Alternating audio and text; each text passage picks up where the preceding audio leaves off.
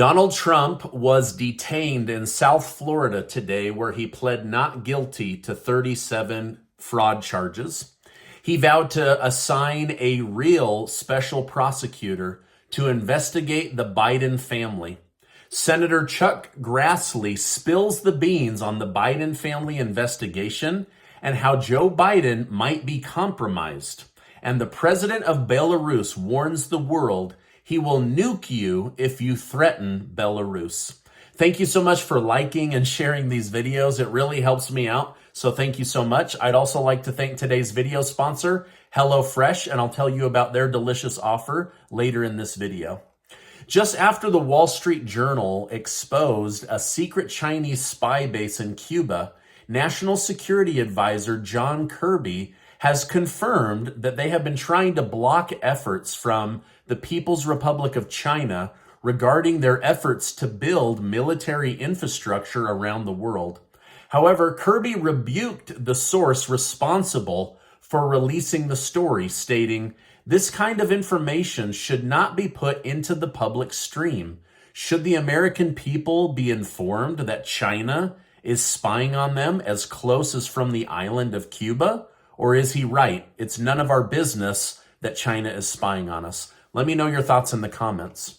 Former President Donald Trump has turned himself in to federal authorities to face 37 fraud charges. As expected, his lawyers issued a not guilty plea on his behalf. This ultimately may backfire on Biden as Trump vowed his revenge. Here's what Trump had to say.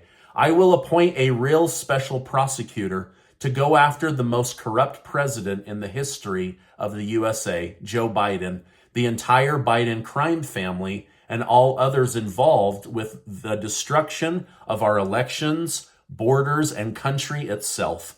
Now, do you think it's bad for a sitting president to unleash the Department of Justice on his political opponent before an upcoming election?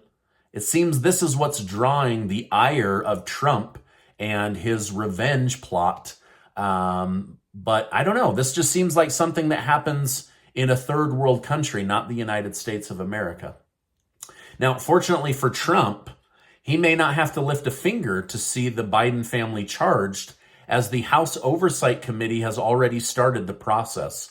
Late yesterday, the committee subpoenaed Devin Archer, a Biden family business associate. The committee released a statement explaining their action, which read, "Mr. Archer's testimony is critical to the committee's investigation, as he was Hunter Biden's business partner in a number of transactions involving foreign nationals and foreign companies." So they're basically going to put Hunter Biden's former business partner under oath in front of Congress.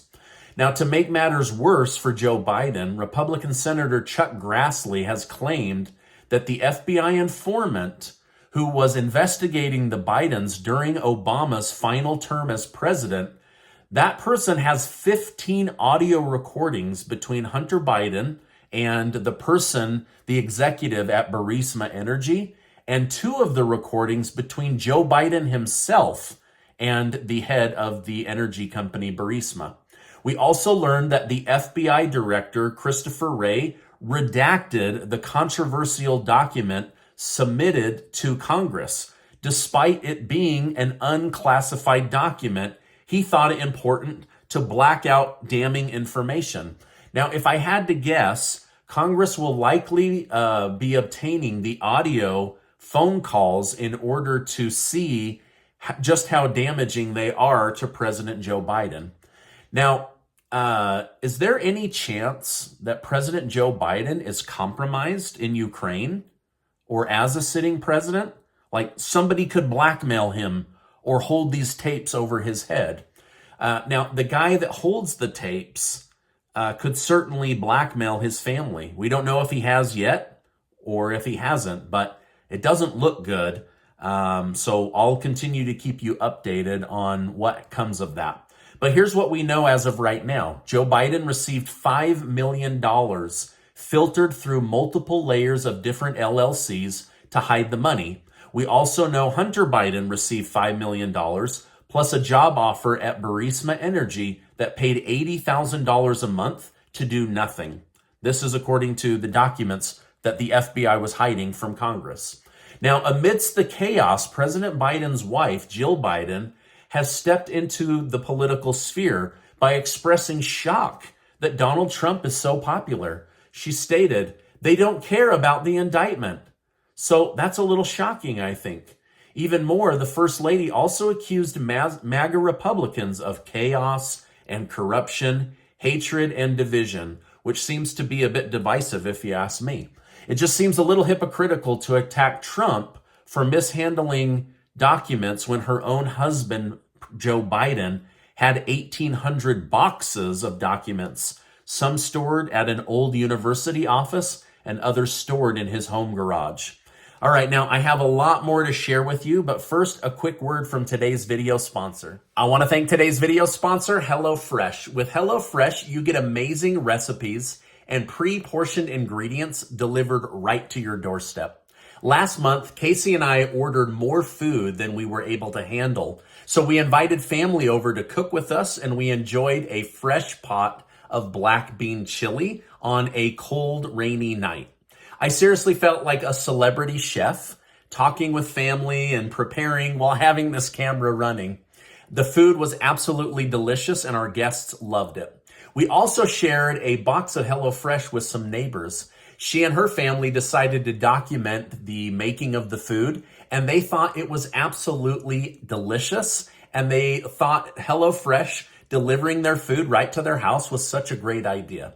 So whether you like the convenience of everything you need showing up at your door, or you want somebody to introduce you to new, fresh recipes, HelloFresh is the absolute best. So go to HelloFresh.com and use code 16Steven for 16 free meals plus free shipping. That's right, HelloFresh is going to give new customers 16 free meals plus free shipping so you can try them today. Thank you, HelloFresh, for sponsoring today's video. Yesterday, I reported that Putin announced Belarus will house Russia's nuclear weapons as soon as the middle of July. Now, in an effort to dismantle attacks from the West, Belarusian President Alexander Lukashenko warned against aggression from abroad.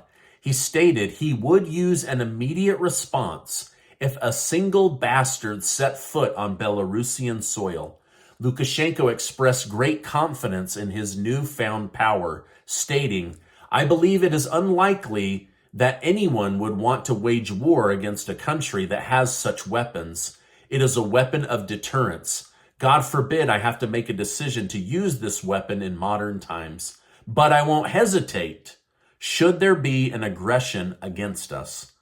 All right, now this is terrifying because say what you will about Vladimir Putin, he's been very calm and collected about using and even discussing the use of tactical nuclear weapons. But now, Alexander Lukashenko of Belarus, he doesn't even have these weapons in his possession. He's already threatening to use them against people that go against Belarus. So this is terrifying, right? This is like a child waving its new toy in front of other kids. It's really, really scary. I also pray to God that he never has to use this. Now, Russia has just struck Ukrainian President Volodymyr Zelensky's hometown of Kryvyi Rih with a missile attack which left 11 people dead. The strike seemed to target apartment buildings and warehouses. While 11 people died, another 28 were injured, including the mayor of the town. This low-blow attack infuriated Zelenskyy, who stated, "Russian killers continue their war against residential buildings, ordinary cities, and people." It seems this attack may have been personal, or at least Zelenskyy is seeing it as a personal hit against him. Putin admitted today that although Russia has people and equipment, it doesn't have enough equipment or weapons to sustain a long-term war. He said they would ramp up production of drones, precision-guided missiles, and aircraft in order to keep the war going. Just today, a Ukrainian drone, crashed into an oil refinery across the border, just 80 miles from Putin's compound. A clear signal from Ukraine that they are able to do damage from a distance to people or areas close to Vladimir Putin. Now, back at home, the United States military is struggling to recruit new people to the armed services. Some are suggesting if the large number of illegal immigrants continues to flood into the United States, one way to rush citizenship would be mandatory term of armed forces service. People would be educated on the United States of America and have a chance to fight for their new country before being released as a guaranteed citizen. What do you think of this idea? Should people seeking to become American citizens first have to serve in the United States military in order to increase and speed up a guaranteed citizenship? Or is this a bad idea? Let me know your thoughts down below. Now, before you go, I want to remind you that you are amazing. I'll also leave a link in the video description below for the $5,000 cash giveaway that Casey and I are doing, thanks to generous video sponsors. And also, go check out HelloFresh. Their food is awesome. It shows right up at your door, right when you need it, and the meals are really, really great. Now, before you go, please check out this super important video.